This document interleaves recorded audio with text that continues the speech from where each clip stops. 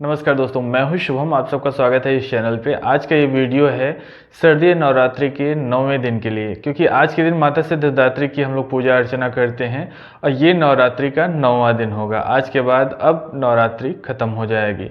माता सिद्धिदात्री की पूजा क्यों की जाती है, कैसे की जाती, कब की जाती, ये क्यों प्रचलन में आया और 9वें दिन ही माता सिद्धिदात्री का जन्म क्यों हुआ और कैसे उत्पत्ति हुई, ये सारी चीज़ें आप लोगों को बहुत डिटेल में आज के इस वीडियो में बताने वाले हैं।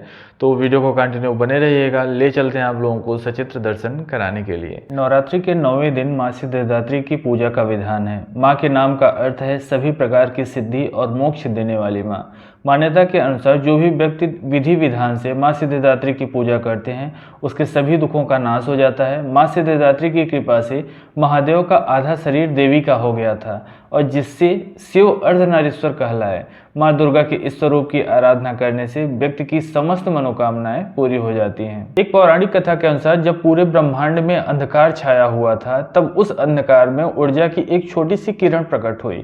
जैसे जैसे समय बीत रहा था वैसे वैसे ये किरण बड़ी होती गई और इसने एक पवित्र दिव्य नारी का रूप धारण कर लिया। ऐसा माना जाता है कि यही देवी भगवती का 9वां स्वरूप माँ सिद्धिदात्री के रूप में जाना गया। मान्यताओं के अनुसार माँ सिद्धिदात्री ने प्रकट होकर त्रिदेव अर्थात ब्रह्मा, विष्णु और महेश को जन्म दिया और साथ ही साथ ऐसा भी कहा कि भगवान शिव शंकर को जो 8 सिद्धियां प्राप्त हुई थी वो भी माँ सिद्धिदात्री की कृपा से ही प्राप्त हुई थी। इनकी ही कृपा से शिवजी का आधा शरीर देवी का हो गया, जिसके फलस्वरूप महादेव अर्धनारीश्वर भी कहलाए गए। इसके अलावा ऐसा भी कहा जाता है दोस्तों कि जब सभी देवी देवता राक्षस महिषासुर के अत्याचार से परेशान हो गए थे तब तीनों देवों ने अपने तेज से माँ सिद्धिदात्री को जन्म दिया, जिन्होंने कई वर्षों तक महिषासुर के साथ युद्ध किया और अंत में महिषासुर का वध करके तीनों लोगों को अत्याचार से मुक्त कर दिया। माँ सिद्धिदात्री की 4 भुजाएं हैं। इनका आसन कमल होता है और वाहन सिंह होता है। दाहिने और नीचे वाले हाथ में चक्र और ऊपर वाले हाथ में गदा।